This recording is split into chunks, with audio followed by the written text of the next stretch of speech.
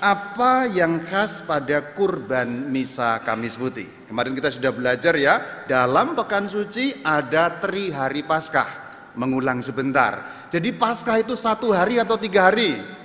3 hari. Meskipun jumlah harinya ada 4. Kamis, Jumat, Sabtu, Minggu. Tapi kenapa disebut 3 hari? Karena durasinya ada 3. Oke, berarti sudah ingat lumayan. Tadi ngapalin dulu ya, biar enggak ini ya. Nah, kita sudah belajar pekan suci, belajar 3 hari Paskah. Harap diingat sebagai catatan untuk mengulang yang lalu, Paskah itu 3 hari. Jadi Paskah itu bukan hanya minggu, mulai dari Kamis, Jumat, Sabtu, Minggu itu kesatuan namanya Paskah.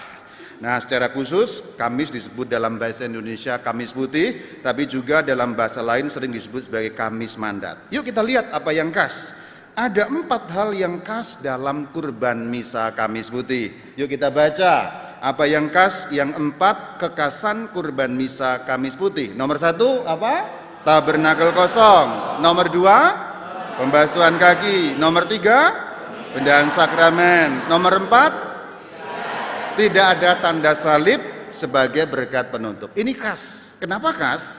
Kita mulai dari yang pertama, tabernakel kosong. Kalau saudara-saudari ikut misa minggu, kosong nggak tabernakelnya? Tidak, ada isi sakramen Maha Kudus, ada lampu yang bernyala menandakan bahwa ada sakramen Maha Kudus. Berarti ini khas karena biasanya tidak kosong. Nomor 2 pembasuhan kaki. Kalau misa-misa hari Minggu ada nggak pembasuhan kaki? Nggak ada, basuh sendiri-sendiri aja ya.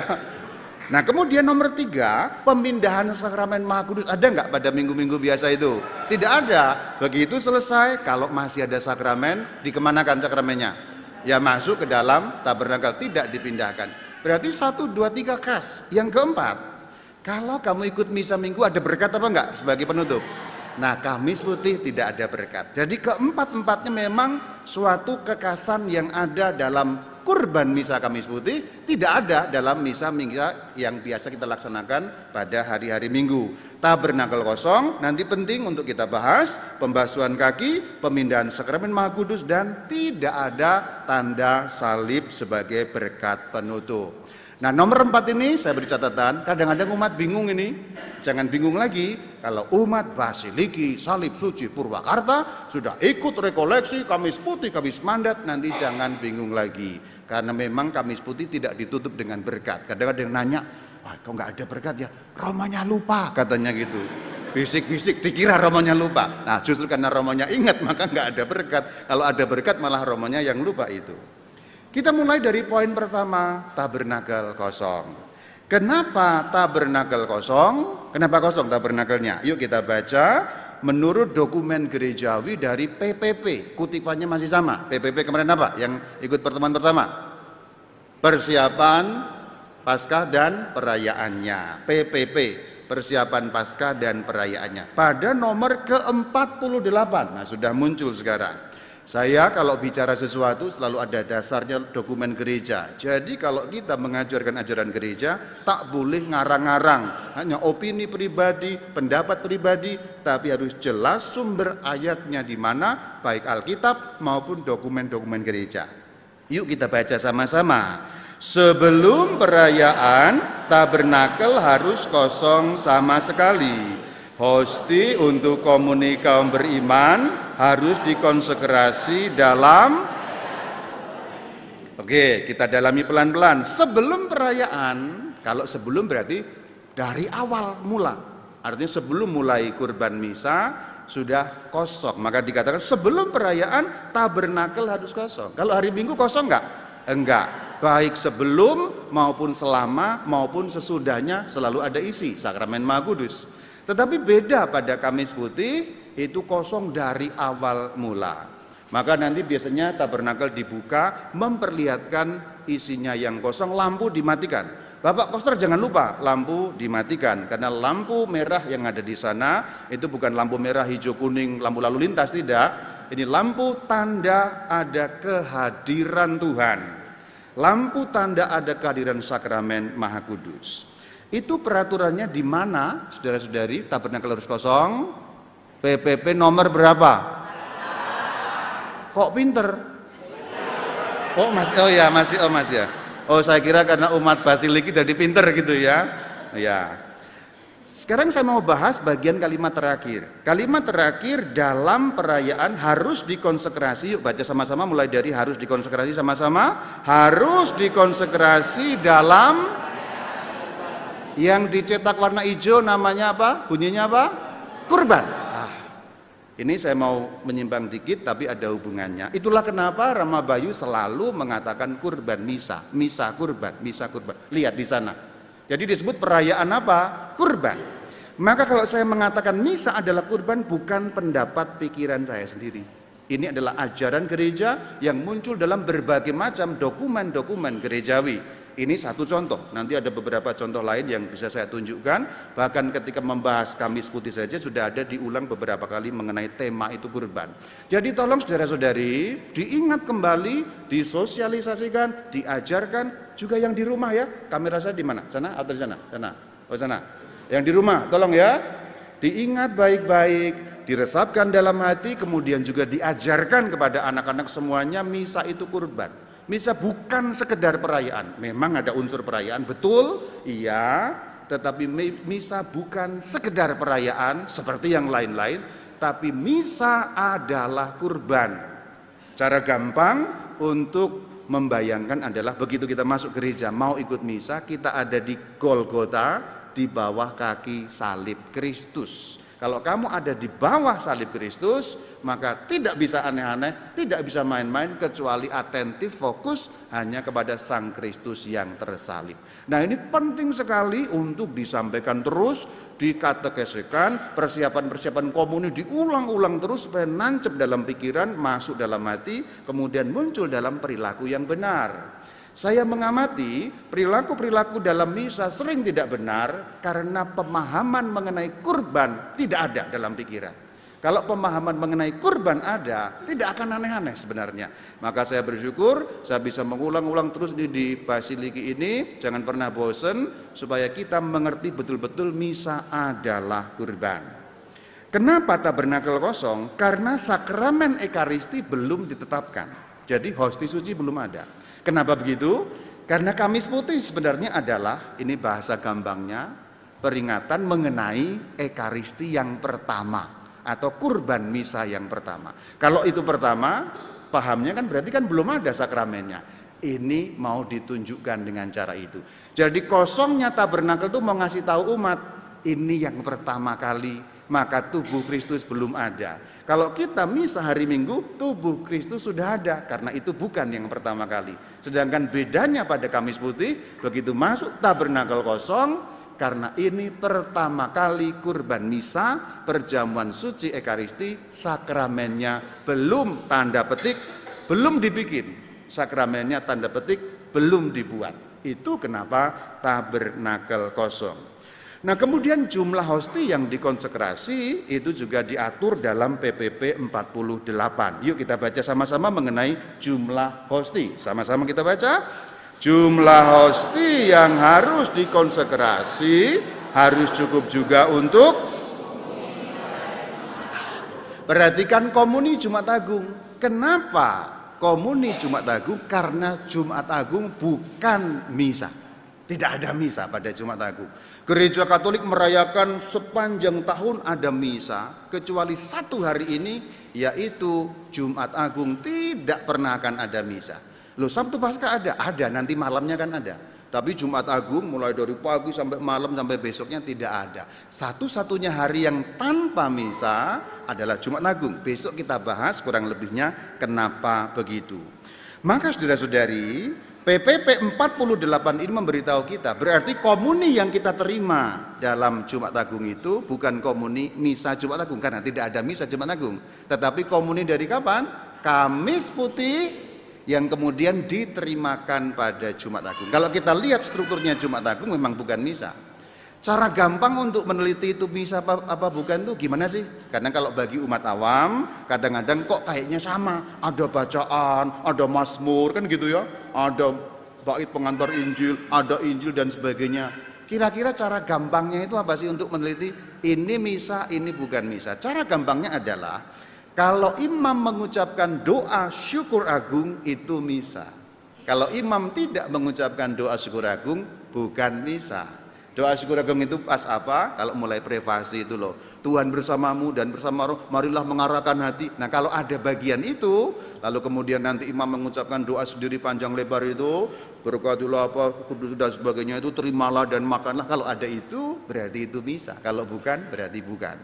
Tapi kalau nggak bisa membedakan antara liturgi sabda dengan misa, nggak apa-apa juga. Tetap boleh masuk surga. Hanya kalau nanti ditanya anakmu, lumayan kalau tahu, bisa jawab. Jangan seperti bapak saya, dia jawab, embuh gak eruh katanya gitu. Saya nggak tahu, jangan begitu ya. Tapi kalaupun nggak ngerti nggak apa-apa, tinggal bawa kepada Romo, supaya tanya Romo, supaya ngerti. Jadi saudara-saudari, mari memperhatikan bahwa Kamis Putih di bagian terakhir tidak ada berkat. Besoknya Jumat Agung tidak ada tanda salib di awal. Besok kamu perhatikan ya. Ini karena hanya setahun sekali kadang-kadang memang lupa ya. Kamis Putih terakhir itu tidak ada berkat.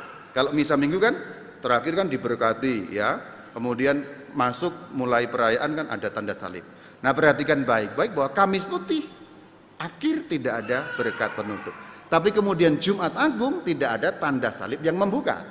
Jadi sebenarnya maksudnya apa? Ini nyambung, perayaannya belum selesai. Ini bahasa gampangnya. Jadi sebenarnya perayaan Kamis Putih disempurnakan dengan perayaan Jumat Agung. Maka seakan-akan perayaannya yang ini nggak ditutup, yang ini nggak dibuka. Maksudnya apa? Kamis Putihnya nggak ditutup, Jumat Agungnya nggak dibuka. Jadi nyambung ya. Kamis Putih nggak ditutup, masih ngambang. Jumat Agung nggak dibuka, masih ngambang. Jadi ini sambung, ditutupnya pas Jumat Agung. Jadi Kamis Putih dan Jumat Agung ini perayaan yang sama dan yang nyambung. Kenapa? Karena pada Kamis Putih kurbannya sakramental, secara sakramen. Kurbannya di atas meja altar. Jumat Agung dipenuhi, atau bahasa simpelnya kalau mau pakai bahasa Jepang, Kamis Putih pengantarnya kejadian nyatanya Jumat Agung.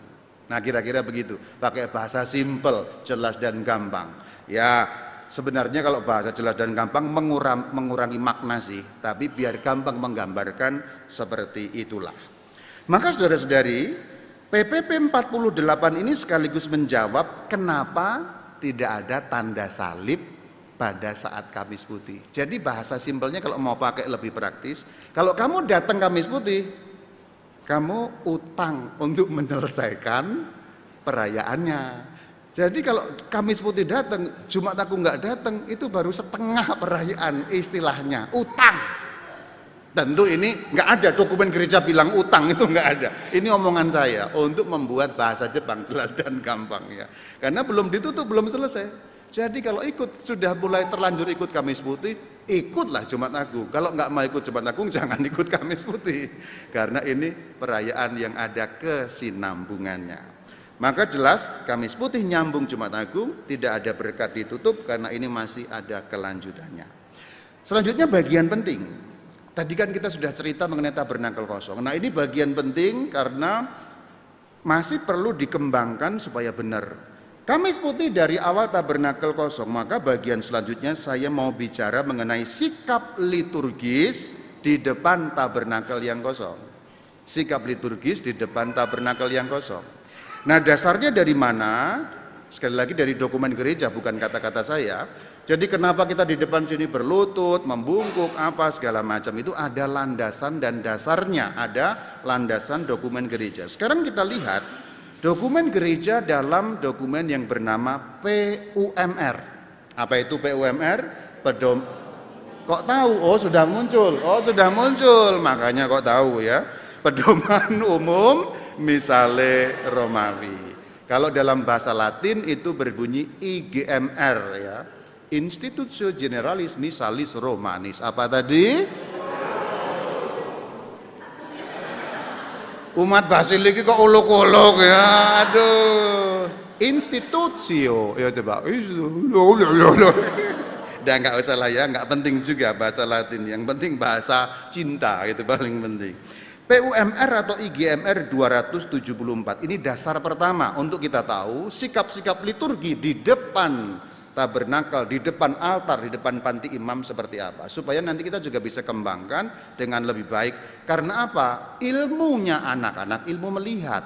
Jadi tolong orang-orang tua kita berpraktek betul, karena kita dilihat anak-anak, anak-anak nanti meneruskan. Contoh kecil dan sederhana. Beberapa waktu yang lalu kalau terima komuni itu nggak ada takzub-takzubnya, nggak ada takzim-takzimnya, kita itu selonong boy aja. Terima komuni kok pecicilan. Sekarang saya perhatikan orang kalau terima komun itu dengan takzim, dengan penuh hormat. Bahkan anak-anak kecil, bahkan mereka yang hanya minta berkat saja, mereka juga mengikuti gerakan orang tua. Ini bukan sekedar gerakan, saudara-saudari. Saya selalu mengatakan gerakan itu bukan intinya, tapi gerakan itu adalah di dalam batin kita itu keluar dalam bentuk itu, gitu loh. Bukan sekedar gerakannya yang penting, tetapi kalau anak-anak kan ilmunya ilmu lihat. Nanti kalau udah gede mereka akan tahu penjelasannya, tapi selama masih kecil-kecil lihat dulu saja. Kalau orang tuanya benar, mereka lihat 3 kali, 4 minggu kemudian mereka sudah benar. Jadi hanya dalam waktu 1 bulan anak-anak benar, dan terbukti memang betul seperti itu. Sekarang ini tidak sombong, yang live streaming nggak sombong saya ya, saya nggak sombong, meskipun saya memang mau sombong sebenarnya ya. Hanya mau cerita aja, maksudnya sekarang bahkan itu kalau ada orang terima komun dari macam-macam paroki, saya bisa tahu dari cara terima komuninya itu umat Basiliki Purwakarta apa bukan. Kalau menunduk dengan takjub, Purwakarta ini kok sampai 45 derajat gitu, hai Purwakarta ini, Purwakarta. Bahkan ada sampai yang mulutnya itu menyentuh lututnya gitu, hai wah Purwakarta ini. Saking menghayati. Kalau cuma bukan ini bukan, pasti bukan Purwakarta ini. Enggak sopan ini, nah gitu. Oke, itu saya mau mengatakan bahwa pendidikan iman pertama-tama memang dari ilmu lihat. Maka tolong kita yang sudah lebih dulu hidup ini memberi teladan kepada yang mereka belakangan lahirnya, supaya kita tidak diberi batu kilangan oleh Tuhan. Orang-orang tua itu berat hukumnya, karena kalau ngajari salah diberi batu kilangan, dikalungi batu, dibuang ke laut, mati kamu. Jadi tanggung jawab kita, ini maksudnya tanggung jawab kita. Tuhan mengatakan siapa yang menyesatkan anak-anak ini, beri batu kilangan, buang ke laut. Tentu ini bahasa, namanya bahasa kiasan, artinya beratnya tanggung jawab kita memberi teladan. Kembali ke laptop. Nah, dasar mengenai berlutut apa segala macam di depan tabernakel atau depan panti imam adalah PUMR 274. Nanti yang dasar kedua ada PUMR 49. Sekarang pertama kita baca PUMR 274. Sama-sama kita baca. Kalau di panti imam ada tabernakel dengan sakramen Maha Kudus di dalamnya, maka imam, diakon, dan pelayan-pelayan lain selalu berlutut saat mereka tiba di depan altar dan oke, pelan-pelan kita pahami. PUMR berapa ini nomornya? 274. Supaya kita tahu kenapa kalau perarakan dalam misa itu pada berlutut. Coba perhatikan, sekarang berlutut enggak? Berlutut. Jadi semua berlutut, bahkan imamnya berlutut enggak? Berlutut. Kalau imamnya berlutut, umatnya ya berlutut. Dalam liturgi kan imamnya itu komandan, tapi kalau lagi berdiri membungkukkan badan saja. Tapi yang saya maksudkan itu kalau memasuki gereja pada awal, nanti saya bahas bagian ini. Sekarang kita bahas dulu yang ini. Mari kita pahami pelan-pelan, sama-sama dari awal kita baca sampai kata di dalamnya. Pelan-pelan kita baca. Kalau di panti imam ada tabernakel dengan sakramen Maha Kudus di dalamnya. Stop. Mana yang dimaksud panti imam? Ini bagian atas ini. Jadi ini panti umat atau tempat umat yang warna putih, yang mulai naik, pokoknya mulai naik ini namanya panti imam. Perhatikan, ini panti imam ada tabernakel. Kita ada tabernakel apa enggak? Nah, panti imam, tabernakel yang itu, yang seperti lemari itu, warna emas itu tabernakel namanya, tabernakulum. Nah, kemudian dikatakan dengan sakramen Maha Kudus di dalamnya. Kalau kita di Basiliki kita ini, panti imam, tabernakel, di dalam tabernakel ada sakramen apa enggak? Ada. Jadi sudah jelas ya, panti imam, tabernakel ada sakramen. Bagaimana tindakannya? Yuk kita lanjutkan. Maka imam sama-sama, maka imam, diakon dan pelayan-pelayan lain selalu stop. Selalu apa? Berlutut. Ini memang mengatur untuk pelayan-pelayan liturgi. Tapi kalau pelayan liturgi saja diatur begitu, umat juga mengikuti, bahasa simpelnya. Ini berlaku kalau umat masuk gereja berarti. Jadi tolong mulai dibiasakan kalau masuk gereja, mau ke tempat duduk berlutut kalau ada tabernakel dengan sakramen Maha Kudus di dalamnya. Basiliki kita selalu ada tabernakel dengan sakramen Maha Kudus di dalamnya. Jadi kalau sekarang, oh saya selama ini enggak gimana-gimana, mulailah latihan.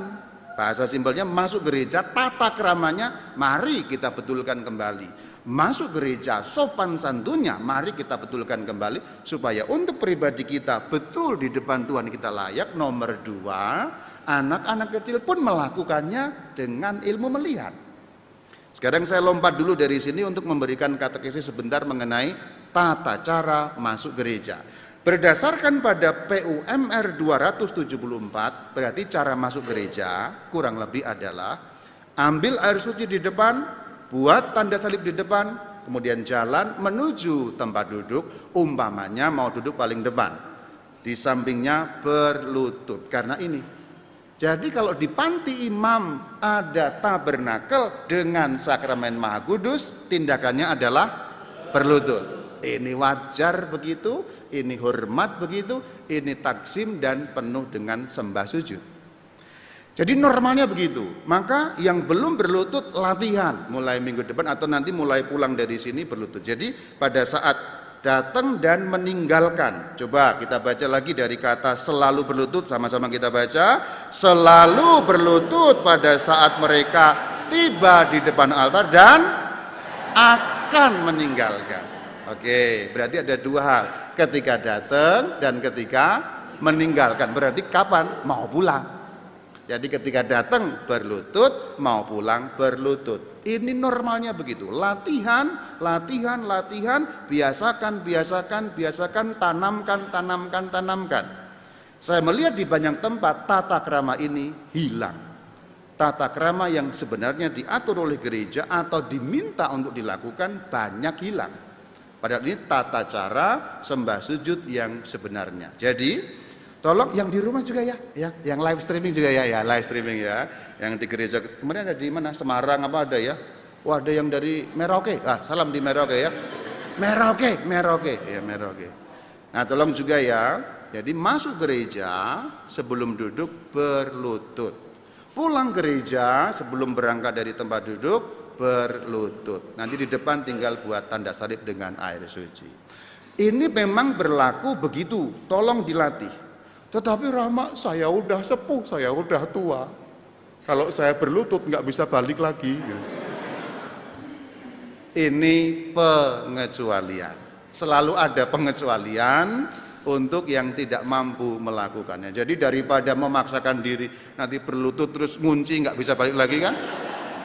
Kan repot tuh. Berlutut terus ngunci begitu kan? Diangkat begitu harus ke dokter dioles-olesi minyak biar kan susah. Pak Elias tuh ketawanya sampai begitu. Bapak sombong masih muda ya Pak ya. Saya juga masih bisa berlutut ya. Ini berlaku untuk normal. Jadi kalau yang ibu-ibu, bapak-bapak udah sepuh, jangan khawatir. Kalau saya udah nggak mampu ya nggak apa-apa. Bilang aja, Tuhan, lutut saya goncang. Ya udah Tuhan maklum ya. Kalau seandainya nggak bisa berlutut apa? Membungkuk khidmat ya.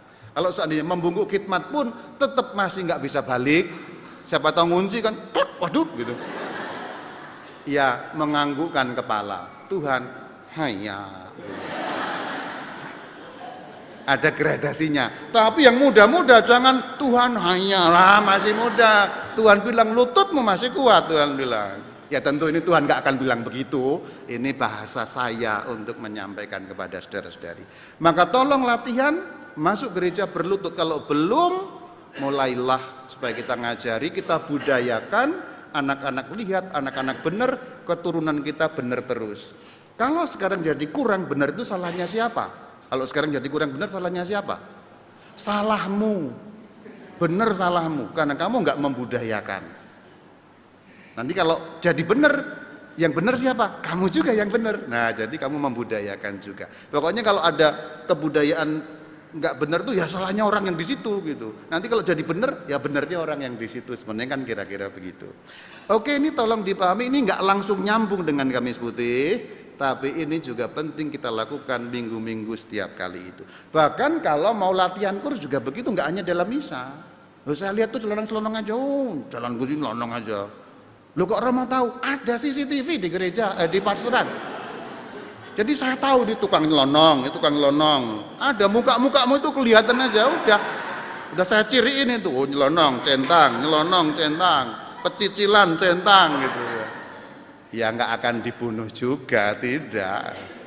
Hanya kan saya mengamati itu dalam arti, oh berarti barangkali perlu dikasih tahu. Nah gitu loh, barangkali perlu dikasih tahu. Begitu dikasih tahu kita budayakan. Nanti nggak perlu lagi saya banyak omong dari tindakan-tindakan memperbesar terus-terus anak-anak ngerti. Tolong ya, titip ya. Jadi saya titip pesan, tapi saya juga memberi contoh, Bapak dan Ibu, saudara-saudari semua beri contoh kepada anak-anak. Oke, sekarang kita kembali pada PUMR. Nah, dasar yang kedua, tadi kan dasar pertama. Sekarang dasar kedua nomor 49, satu slide. Yuk kita baca bersama-sama.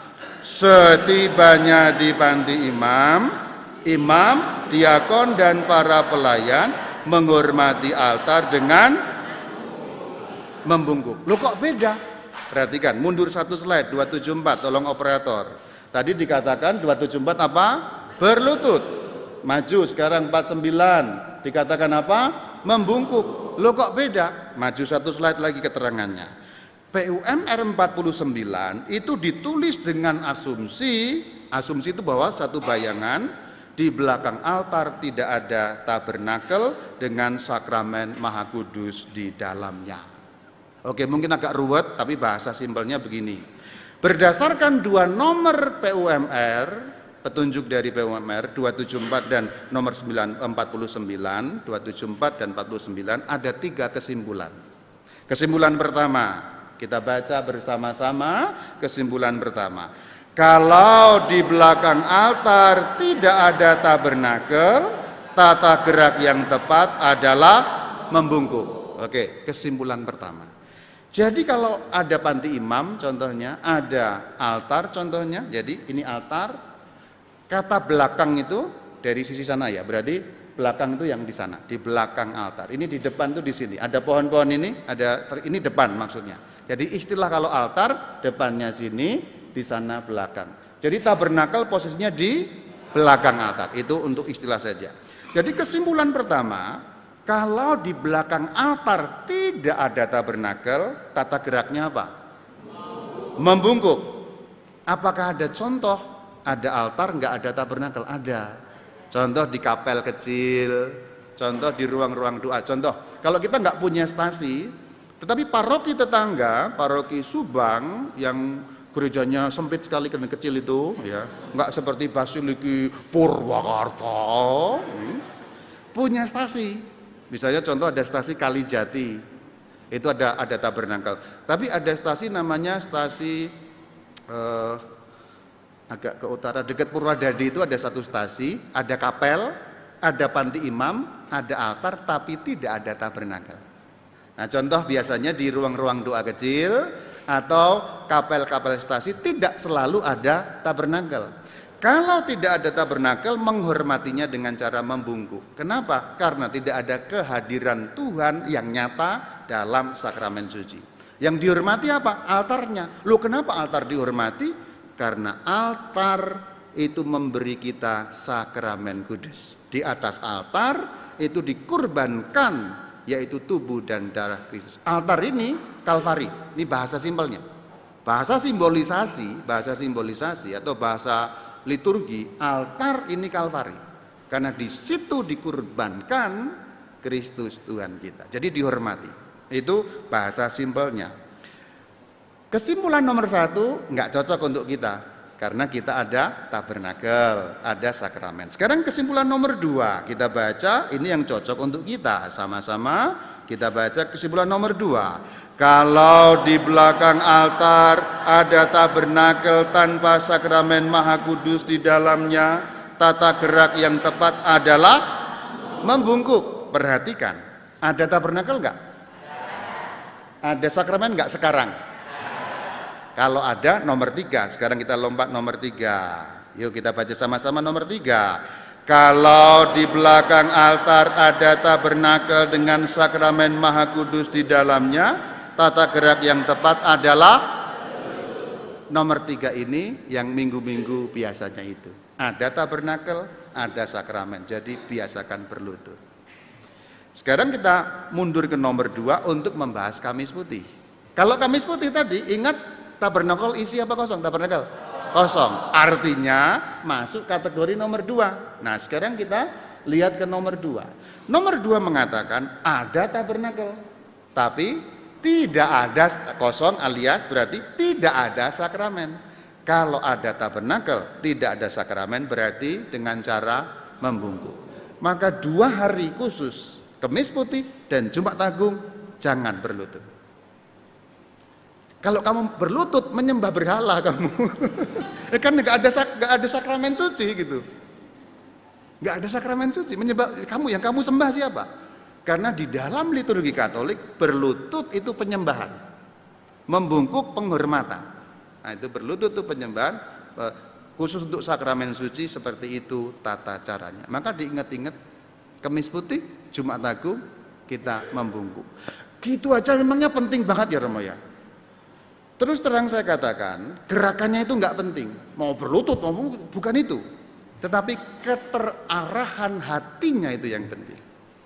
Jadi kalau saya mengatakan, Romo ini urusan gitu-gitu kok diatur. Ada juga yang komentar-komentar seperti itu di live streaming, di mana ada juga ya. Tapi sebenarnya bukan gerakannya saudara-saudari, tapi keterarahan hatinya. Sebut begini.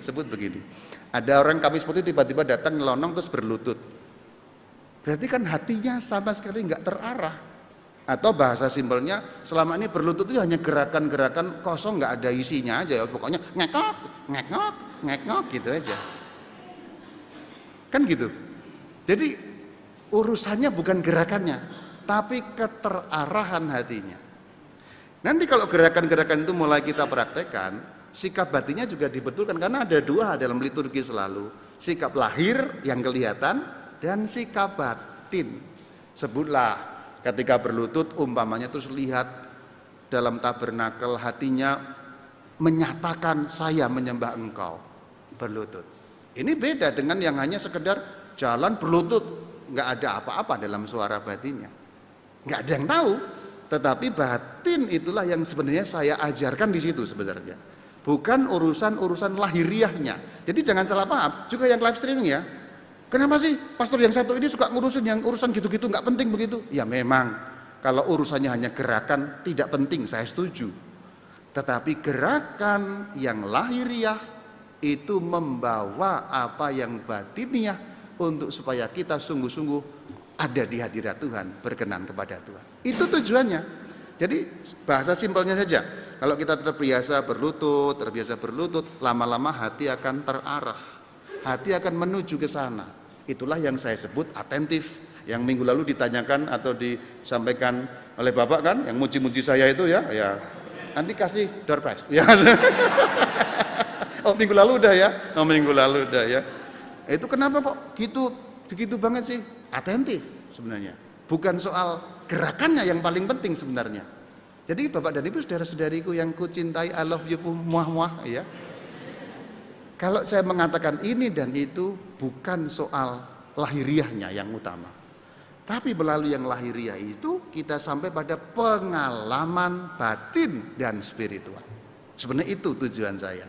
Jadi yang ikut live streaming yang suka, kadang-kadang saya juga dihujat-hujat gitu ya, ngapain ngurusin begitu? Mau berlutut kak? Mau berbuku kak? Bebas-bebas saja. Ya memang bebas-bebas saja ya. Tapi dari situ kita bisa terbawa pada pengalaman spiritual yang lebih dalam. Gitu. Kenapa? Sangat sederhana. Karena manusia itu lahirnya dan dalamnya itu menyatu. Kita kalau dalam dan lahir menyatu baru kita bisa punya pengalaman seperti itu. Jadi nyambung sekarang gambar tabernakel Slide satu lagi. Oke. Jadi sikap liturgi di depan tabernakel kosong adalah membungkuk. Nanti kalau Kamis Putih pas datang itu kamu lirik-lirik aja. Iya, berlutut nyembah berhala. Nah gitu. Saya yakin pasti nanti nih hatinya mulai jahil ini ya. Yang nggak ikut rekoleksi pasti iya, 1. Iya, 2. Nanti lapor ke Romo ya. Romo, yang nyembah berhala 36 orang.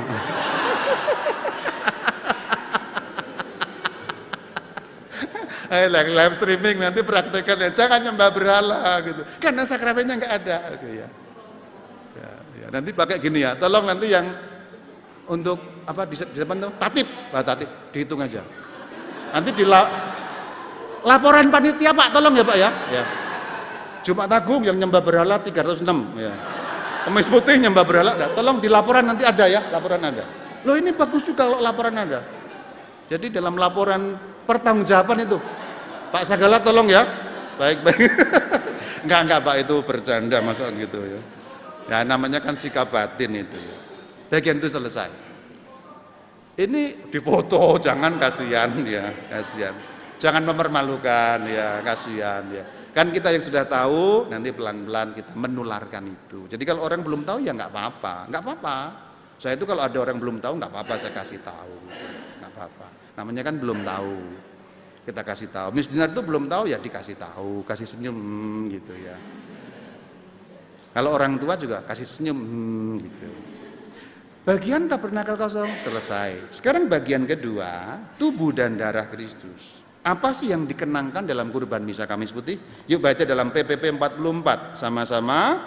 Ia atau Kristus mempersembahkan tubuh dan darahnya dalam rupa roti dan anggur kepada Bapa dan para rasul sebagai makanan dan minuman, dan menugaskan mereka serta para penggantinya dalam imamat, juga mempersembahkannya sebagai saya bahas dulu kata terakhir yang warna hijau. Kata apa di sana? Nah, lagi-lagi bener kan omongan saya? Ya bener, orang dasarnya dokumen gereja, bukan pikiran saya sendiri. Jadi misa adalah kurban. Selalu gereja itu mengulang-ulang misa adalah kurban. Tolong ditanamkan baik-baik. Oke, itu kurban saya skip. Nah sekarang yang dirayakan di dalam misa Kamis Putih 2 hal. Pertama, tubuh dan darah Kristus. Pertama kalinya ada tubuh dan darah Kristus. Nomor 2, imamatnya para rasul. Ini saling mendukung. 2 ini saling mendukung. Kalau tidak ada imamat yang diberikan oleh Tuhan Yesus kepada murid-muridnya, maka tubuh dan darah Kristus tidak ada di atas muka bumi ini. Kalau tidak ada imamat. Contohnya tidak ada romo gitu ya. Sebutlah dunia ini nggak ada imam. Siapa yang akan mempersembahkan tubuh dan darah Kristus? Akan memberikan kurban? Tidak ada.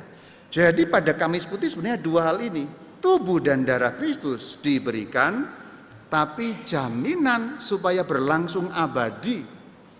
Maka imamat dari mulai para uskup, para rasul, para imam, presbiter seperti saya ini menjamin sakramen ini tetap ada sampai akhir zaman. Ini bahasa simpelnya begitu. Jadi dalam bahasa simpel, pada Kamis Putih aslinya dulu, yang pada tahun 2000 tahun yang lalu, Tuhan Yesus Kristus menahbiskan, tanda petik, menahbiskan para rasul untuk imamat suci, sehingga bisa menghadirkan tubuh dan darah Kristus. Maka saudara-saudari, saya tolong nanti titip pesan untuk mendalami satu tema.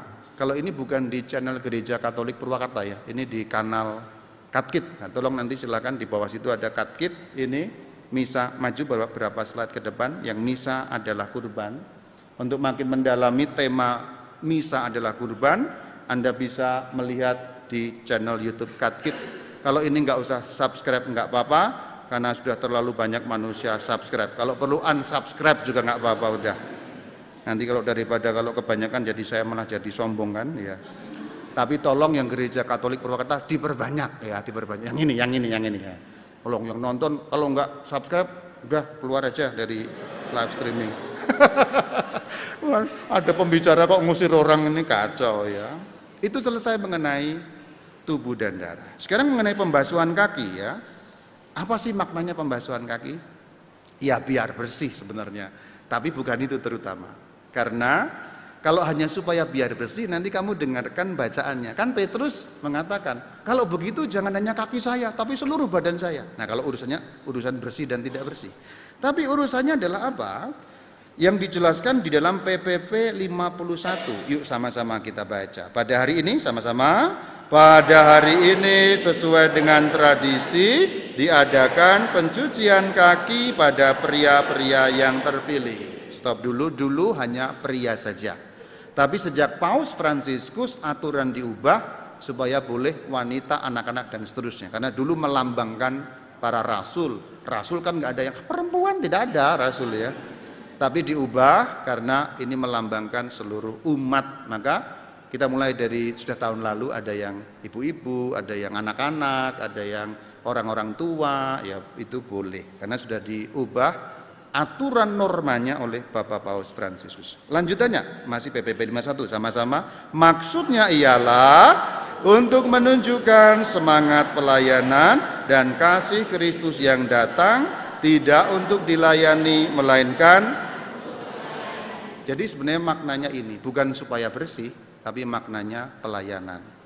Dalam masa kuno, saya kira tidak hanya masa kuno ya, sampai sekarang pun kalau orang pangkatnya lebih tinggi ya nggak nyuci kaki, pangkatnya lebih rendah. Kalau zaman kuno itu gini Bapak dan Ibu Saudara, supaya lebih kebayang ya. Zaman kuno itu kan berdebu orang jalan kaki apa? Biasanya di depan rumah itu ada tempat untuk seperti gentong air gitu. Jadi kalau tamu agung datang, jalan kan kena debu, dicuci dulu di depan rumah itu. Sama siapa? Ya hamba-hamba yang nyuci gitu. Jadi yang nyuci kaki itu hamba. Contohnya umpamanya Pak Raja datang mau masuk istana, deng di depan aulanya itu cuci dulu kakinya biar bersih. Yang nyuci siapa? Hamba. Jadi cuci kaki itu tugasnya hamba. Maka ketika Yesus memposisikan dirinya seperti itu, berarti beliau adalah hamba, melayani. Itu maksudnya. Romo itu nyuci kakinya umat kali sebenarnya. Sudi-sudi amat. Ya enggak lah, enak aja. Ya enggak lah, Romo nyuci kakinya umat. Enggak. Tetapi di dalam Kamis Putih, Romo nyuci kakinya umat. Itu kan sebenarnya bilang kepada Romo, Romo, kamu itu bukan siapa-siapa, bukan komandan, hamba kamu itu, cuci kakinya. Kata Tuhan, iya Tuhan Yesus cuci gitu ya. Kalau di sini lumayan kakinya bersih-bersih ya. Saya pernah di stasi ya nggak saya ceritakan ya, wah. Saya nggak ceritakan ya, nggak ceritakan di mana. Tapi nanti kamu kan bisa ngecek saya pernah tugas di mana gitu ya. Wah, rorombehen. Ya nggak apa-apa, ya sudah gitu. Ya nggak apa-apa gitu, ya nggak apa-apa gitu. Waduh koreng. Kyrie eleison, Tuhan kasihanilah kami. Hamba kok. Ya hamba itu gitu, mau keadaannya kayak apa silahkan gitu. Jadi itu maknanya. Zaman dulu yang nyuci kaki hamba, kacung kampretnya lah kira-kira begitu. Maka ketika Tuhan Yesus mencuci kaki, beliau merendahkan diri setara hamba. Nah, itu maksudnya. Jadi sebenarnya Kamis Putih itu juga meminta kerendahan hati kita. Bahkan nanti kamu perhatikan, begitu Kamis Putih, itu nanti pas mau pencucian kaki itu, pembasuhan kaki, Romo itu melepas baju kebesarannya. Nanti kamu perhatikan, kasulah dilepas, semua dilepas. Hanya pakai kain kecil, hanya bukan telanjang bulat, enggak. Telanjang maksudnya hanya pakai yang putih itu saja, alba saja. Ini lepas semua, lepas. Itu sebenarnya kalau setiap kali Kamis Putih itu bagian paling mengharukan sebenarnya. Bukan karena harus nyuci koreng tadi, bukan. Tapi sebenarnya itu diingatkan sekali lagi loh, hei Bayu itu kamu tuh siapa sih kamu tuh? Turun, cuci kaki itu. Kamu tuh pelayan kok. Makanya jangan suka ngomel-ngomel sama umat. Nah gitu, kira-kira gitu. Kira-kira begitu ya. Kira-kira begitu. Tapi kan saya nggak suka ngomel-ngomel sama umat. Enggak saya. Cuma ngamuk. Enggak ngomel, ngamuk aja saya. Nah Kamis Putih itu seringkali, dalam beberapa Kamis Putih itu saya seringkali nggak tahan itu menitikkan air mata karena seluruh peristiwa Kamis Putih itu mengharukan, betul mengharukan. Kalau kita ikuti perayaannya dengan sungguh-sungguh, kita bisa terlalu di dalamnya. Bahkan dari awal, tabernakel kosong, nyanyian-nyanyiannya, lagu-lagunya. Bahkan nanti kalau nggak salah itu ordinariumnya, ya, itu bahkan dari ordinariumnya aja udah kerasa gitu ya, terasa ini kayak perpisahan, kayak penyerahan diri, kayak gitu loh. Maka kalau saya mengatakan dalam liturgi kita perlu atentif, sebenarnya itu supaya kita bisa memasuki dan menyelami misteri yang dirayakan dan menyentuh hati kita. Oke, sekarang kita baca dalam PPP 45 yang merupakan keterangan dari perintah. Yuk kita baca sama-sama, 45 sama-sama. Pengadaan ekaristi dan imamat serta perintah kasih persaudaraan, itulah yang juga harus menjadi bahan homili hari ini. Perhatikan yang warna kuning apa? Perintah kasih. Perintah. Bahasa Latinnya mandatum, mandat. Itulah kenapa Kamis Putih sering disebut Kamis Mandat. Meskipun kalau dalam bahasa Indonesia tidak umum. Kalau dalam bahasa Indonesia yang umum adalah Kamis Putih. Tapi dalam beberapa bahasa lain sering disebut Kamis Mandat. Karena di situ Tuhan memberikan perintah kasih persaudaraan. Itu loh yang menjadi juga motonya Bapak Uskup kita. Ut diligatis in vicem. Hendaknya kamu saling mengasihi. Itulah perintah yang disebut sebagai Kamis Mandat. Nah, kasih persaudaraan ini juga berarti membantu mereka yang berkekurangan. Kalau orang mengasihi kan tidak hanya omongan, tapi juga ada bantuan, ada wujudnya. Itu ditegaskan dalam PPP 52. Sama-sama kita baca PPP 52. Untuk persembahan dapat, ayo baca sama-sama. Oh nggak apa-apa, masih belajaran ya. Maaf ya, yang live streaming ya. Ini sudah lebih baik dari yang kemarin lah ya. Kemarin kan 36 kali salah, sekarang baru 2 kali salah, nggak apa-apa. Maaf, namanya belajar. Nanti di ketiga keempat sudah sempurna, seperti siaran di TV One. Yuk kita baca 52 sama-sama. Untuk persembahan dapat diadakan sumbangan bagi kaum miskin, terutama bila dikumpulkan selama masa Prapaskah sebagai buah matiraga. Dalam pada itu orang menyanyi Ubi Caritas. Sumbangan ini namanya kalau kita APP, maka tolong panitia sebisa mungkin nanti pada saat persembahan membawa beberapa dari hasil APP itu. Jadi sudah ada yang dikumpulkan, umpamanya diwakili oleh siapa gitu ya. Ada yang membawa wujudnya, kan ada kotak-kotak itu ya. Nah nanti dibawa sebagai persembahan, karena di sini persembahan untuk sumbangan kaum miskin yang dikumpulkan selama masa Prapaskah. Bagus sekali kalau simbolisasinya, umpamanya pakai nampan, kotak-kotaknya itu dibawa sebagai persembahan. Apa 2 nampan, apa 3 nampan, apa 14 nampan, silakan, tidak ada masalah. Apa 12 nampan, silakan. Yang penting simbolisasi ini yang kita kumpulkan, kita persembahkan. Jadi ada kaitan APP dengan misa Kamis Putih. Kemudian nyanyinya apa? Ubi Caritas es Vera. Ini lagu wajib. Lagu wajib. Tolong yang live streaming, lagu wajib. Jadi nyanyian pada saat persembahan Kamis Putih itu enggak ada pilihan yang lain. Enggak ada pilihan karena sudah ditunjuk dalam PPP 52 dengan mengatakan orang menyanyi Ubi Caritas es Vera. Jadi kalau ada lagu lain, ya bukan salah sih, bukan, saya tidak mengatakan salah, apalagi masuk neraka, tidak, hanya tidak sesuai tuntunan. Maknanya akan kelihatan ketika dibawa maju tadi persembahan, nyanyinya Ubi Caritas es Vera. Tahu Ubi Caritas es Vera? Ubi Caritas es Vera, Deus ibi est, itu bahasa Latinnya. Ubi Caritas es Vera, Deus ibi est. Ubi artinya ketela,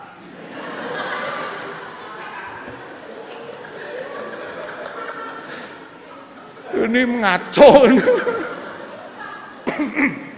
Ubi itu di mana? Caritas kasih, Vera benar. Di mana ada benar-benar ada kasih? Deus ibi est, Deus Allah, ibi di sana. Jadi di mana benar-benar ada kasih, Allah di sana. Kan dalam bahasa Indonesia ada, jika ada cinta kasih, hadirlah Tuhan. Nah itu. Nanti tolong dicek ya untuk yang liturgi, apakah persembahan nyanyiannya ini. Kalau nyanyiannya belum ini, ganti supaya cocok dengan makna dari keseluruhan ritus itu. Jadi liturgi itu sebenarnya dalam hal-hal yang kecil itu ada makna-maknanya. Membawa kotak, kok hanya gitu? Ini maknanya. Nyanyiannya kok itu, sambung semua. Liturgi itu kalau keseluruhannya kita mulai paham, kita bisa lebih masuk dalam kekayaan rohaninya. Itu sebenarnya. Bagian itu selesai. Sekarang kita masuk pada pemindahan sakramen. Untuk apa sih dipindahkan? Tadi kan kalau Minggu sakramen begitu selesai masih ada masuk. Kalau Kamis Putih dipindahkan. Untuk apa dipindahkan? Keterangannya ada di PPP 54. Sama-sama kita baca. Pemindahan sakramen Maha Kudus tidak dilaksanakan bila keesokan harinya pada Jumat Agung tidak diadakan perayaan sengsara dan wafat Kristus. Jadi menurut PPP 54, pemindahan itu gunanya adalah sebenarnya sederhana sekali. Besok mau dipakai Jumat Agung gitu. Karena kalau tidak dipakai Jumat Agung, maka tidak dipindahkan, tetap aja di sini. Kenapa begitu? Karena pada Jumat Agung, besok kita bahas lebih dalam, semua harus kosong. Semua harus kosong. Kosong itu artinya apa? Harus tidak ada apapun di sini. Bahkan kain-kain sehelai apapun tidak boleh ada. Maka nanti perhatikan Jumat Agung, ini nanti akan telanjang ya. Meja telanjang, ini semua telanjang. Altar telanjang, kan biasanya ada bajunya, baju putih, kain putih, ini semua telanjang. Imam pelayan liturginya tidak ya. Yang telanjang altarnya. Ya tidaklah, mau telanjang nanti kena undang-undang porno aksi lah. Apa maksudnya telanjang semua? Menggambarkan. Jadi besok akan saya bahas lebih dalam. Jadi begitu Jumat Agung kamu lihat itu, dekorasi pun nggak ada, bahkan sehelai daun pun nggak ada, malah nggak boleh ada. Itu sudah diketahui oleh para ibu-ibu perkembangan itu, sudah tahu ibu-ibu perkembangan. Perkembangan itu yang urusan kembang. Yang suka dekor-dekor itu loh ibu-ibu perkembangan kan gitu. Ibu-ibu urusan kembang gitu. Bahkan nggak boleh ada, ini kan masih ada tuh apa ranting-ranting itu nanti cuma aku nggak ada. Apa maksudnya? Kristus tanda petik telanjang sehabis-habisnya. Yang mau digambarkan gitu. Itu bukan berarti panitianya males dekor, bukan. Nanti ada yang bisik-bisik, kok nggak ada apa-apa? Males nih panitianya, ngirit katanya, nggak mau dekor. Bukan ngirit, memang begitulah liturginya, kosong semuanya, tidak boleh ada apa-apa, melambangkan Yesus Kristus sehabis-habisnya, tidak ada apa-apa lagi, tidak tersisa cintanya diberikan untukmu. Nah itulah saudara-saudari gunanya dipindah. Maka kemudian kalau dipindahkan kemana? Yuk kita baca dalam PPP 49, meskipun tidak cocok untuk paroki basilike kita, tapi nggak apa-apa kita baca aturan resminya. Sama-sama kita baca PPP 49. Untuk menyimpan sakramen Maha Kudus harus dipersiapkan kapel dan dihias dengan pantas yang mengundang untuk doa dan meditasi. Dianjurkan suatu yang sesuai dengan hari-hari itu. Jadi sebenarnya pindahnya kemana? Kapel. Kita punya enggak? Enggak punya. Kalau enggak punya bagaimana? Ya yang punya. Boleh ada kapel, pindah, aslinya pindah ke kapel. Contoh umpamanya, Subang itu punya kapel kecil. Jadi ada gereja, ada kapel kecil di dekat Jalan Salib itu, biasanya dipindahkan ke kapel itu. Tapi kalau kita kan keadaannya tidak memungkinkan, maka tidak dipindah ke kapel, ya nanti dipindah ke kapil sana ya. Kapil ya. Yang ujung sana itu loh, ya kan? Tempat Bunda Maria itu, ya sebut aja, ini kan ada tonggak, lihat itu tonggak-tonggak. Yang live streaming coba bisa lihat sini. Siapa tahu nanti terus nyumbang bikin kapel kan bagus kan ya. Loh, siapa tahu yang nonton kasihan amat Rama Bayu, saya bikinkan gitu ya.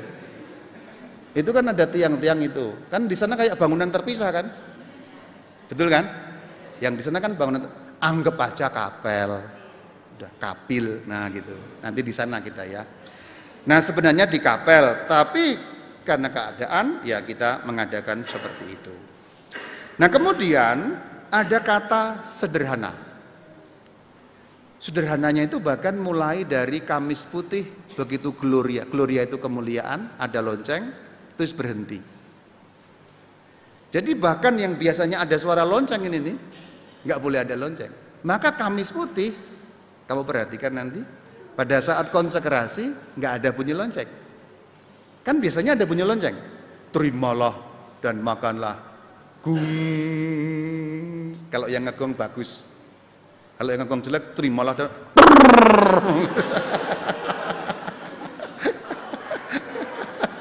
kan beda-beda ya. Yang ngegongnya paling bagus itu Randy ya, itu Randy itu anaknya itu.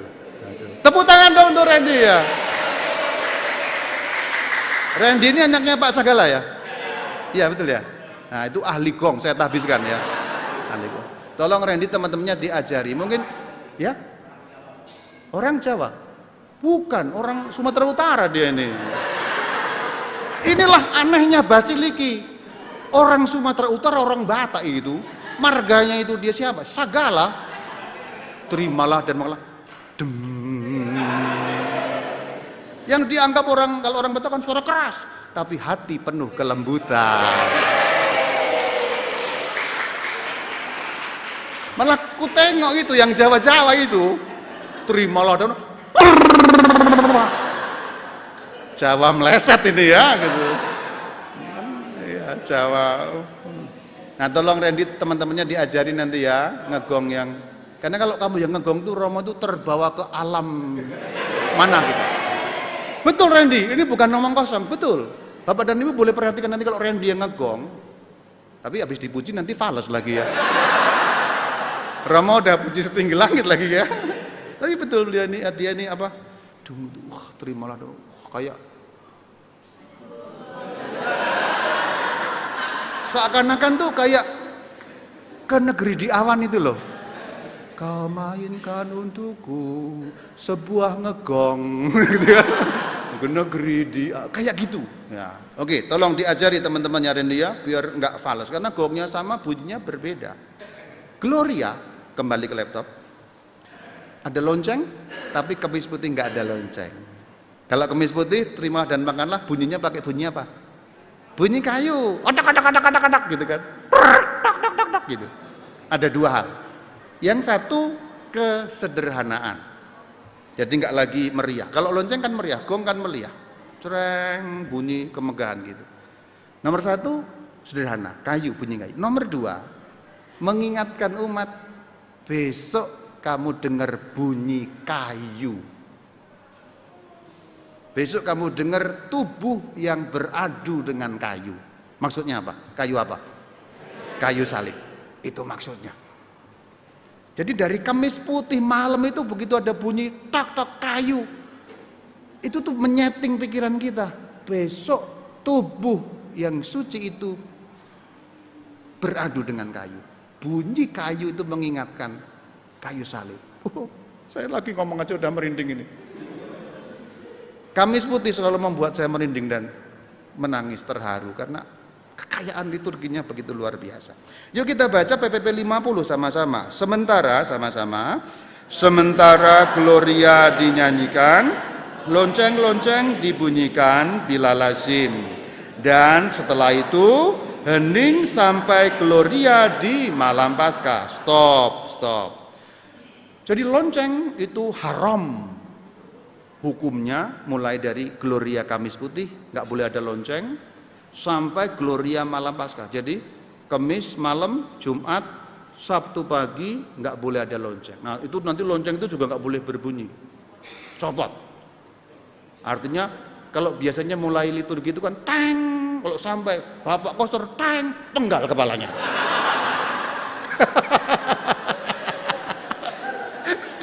Kejem banget ya.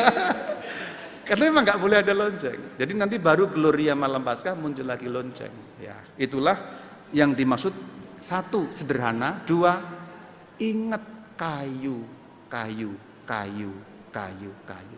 Jadi Kamis Putih ada suara kayu, tak tak tak tak tak tak. Nanti Jumat Agung ada nyanyian, inilah kayu kayu itu sudah kamu dengar waktu Kamis Putih malam. Tuh, bagus ya. Liturgi Katolik itu indah sekali kalau kita mengerti dan menghayati kesungguhannya. Nah, sekarang kita lanjutkan kalimatnya, hampir selesai, tenang saja.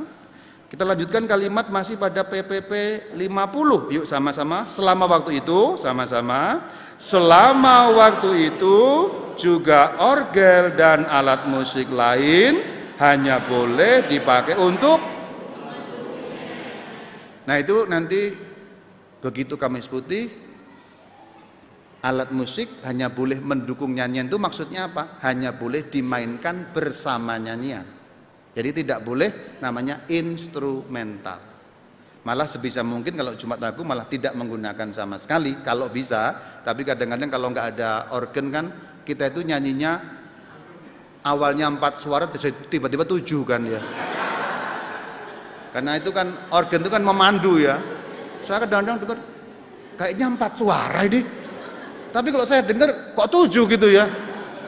Ada sopran, ada soprin, alto, altis, ada bass betot. Ya itulah, nggak apa-apa. Fales itu tidak dosa. Yang dosa itu apa? Sumbang. Berdoa ya katanya. Nah itu tadi ada pertanyaan di kolom chat, ada pertanyaan. Ada pertanyaan di kolom chat tadi. Ini saya udah baca, itu kelihatan di sana ya. Boleh nggak untuk pakai alat musik? Boleh selama mendukung nyanyian. Jadi boleh selama mendukung nyanyian. Aturannya di mana? PPP 50. Nah saya kira bagian-bagiannya seperti itu saudara-saudari. Tapi bagian terakhir akan saya tutup dengan adorasi malam ya. Sekarang kita bagian terakhir adorasi malam dari PPP 56 sebagai bagian terakhir. Sama-sama kita baca PPP 56. Mundur jauh adorasi malam. Sudah? Yuk kita baca sama-sama. Kaum beriman hendaknya diajak untuk setelah misa Kamis Putih mengadakan adorasi malam di dalam gereja. Nah yang biasa kita istilahkan tuguran itu ini. Apakah istilah tuguran salah? Ya tidak salah. Tapi istilah resminya adorasi malam. Istilah resminya. Maka nanti kalau ada teks saya buat adorasi malam dalam kurung tuguran. Istilah yang sudah populer tuguran betul juga. Apa yang perlu dilakukan? Lanjutannya ada PPP 56 sama-sama. Dalam pada itu dapat dibacakan sebagian dari bab berapa? Bab 13 sampai 17. Jadi pada Kamis Putih malam, adorasi malam di depan sakramen membaca Injil Yohanes. Ini saya sarankan sebagai sebuah epilog. Nanti umat juga membacanya. Sekarang bagian terakhir epilog. Beberapa saya tekankan kembali. Pertama, sikap liturgi di depan tabernakel kosong adalah membungkuk. Epilog duk, maju duk. Lagi. Maju. Epilog. Ini dia. Pertama, harap diingat baik-baik supaya jangan menyembah berhala. Sikap liturgi depan tabernakel kosong adalah membungkuk. Nomor 2, tubuh dan darah Kristus itu dihadirkan dalam kurban misa Kamis Putih. Dan ingat sekali lagi, misa adalah kurban. Misa adalah kurban. Misa adalah kurban. Misa adalah kurban. Tolong yang di rumah juga diulang-ulang terus, misa adalah kurban. Kamis disebut Kamis Mandat karena ada perintah kasih persaudaraan. Dan terakhir, Kamis Putih malam, kalau ikut adorasi kita baca Injil Yohanes. Kalau memungkinkan, saya bilang kalau memungkinkan, di rumah saudara-saudari maupun juga yang ikut live streaming, Kamis Putih malam membaca Injil. Yaitu bab 13 sampai 17. Sebisa mungkin. Jadi pulang gereja masih baca kalau memungkinkan. Ini suatu tindakan devosional. Suatu tindakan kesalehan supaya Kamis Putihnya itu bisa ada kesambungan dengan Jumat Agung. Juga saya sarankan Kalau Kamis Putih malam sampai Jumat Agung itu nyepi, karena memang itulah keheningan. Kalau bisa, orang Bali itu kan punya hari nyepi, mereka betul nyepi. Orang Katolik seringkali perayaan hanya dihayati di gereja. Di gereja Kamis Putih, syahdu, perpisahan. Kita merasa terharu. Di rumah, goyangan dompet gitu. Nyetel lagi ya. Nggak nyambung. Kalau saya malah dari Kamis Putih biasanya saya puasa medsos. Kalau saya, tidak harus ikut saya. Karena saya kan nggak harus ngurusi kerjaan. Kalau kamu masih harus ngurusi kerjaan ya jangan dikontak orang nanti orderan nggak masuk malah jadi bangkrut kamu ya jangan. Nah iya kan harus ngurusi kerjaan kan. Kalau saya biasanya Kamis Putih itu sudah saya matikan sampai nanti menjelang perayaan kebangkitan. Jadi kalau ini biar tahu aja, jangan WhatsApp saya kalau pas Kamis Putih nggak akan saya baca udah. Karena keheningan batin. Nah kalau bisa suasana itu juga dibangun di rumah, janjian misalnya. Kamis Putih sebenarnya sampai malam Paskah sebenarnya, tapi saya tahu kepanjangan, ya udah, misalnya janjian, udah Kamis Putih sampai perayaan Jumat Agung lumayan, keheningan, udah kali ini nggak nyetel musik dulu, kali ini nggak pakai dangdutan dulu di rumah, kalau bisa, nggak harus gitu, kalau kamu nggak melakukan tetap boleh masuk surga, betul ya, tetap ya, hanya saya mengajak menjadi praktek yang baik. Nomor satu, keheningan dijaga. Kamis Putih hari nyepinya Katolik. Nah, tolong ditanamkan. Kamis Putih sampai Jumat Agung itu hari nyepinya orang Katolik. Lalu kalau bisa membaca Injil Yohanes. Malam pulang gereja baca Injil Yohanes. 13, 14, 15, 16, 17. Ada 5 bab. Kalau nggak kuat 4 bab. Kalau nggak kuat 3 bab, kalau nggak kuat 2, kalau nggak kuat 1. Kalau 1 tetap nggak kuat, ke laut aja.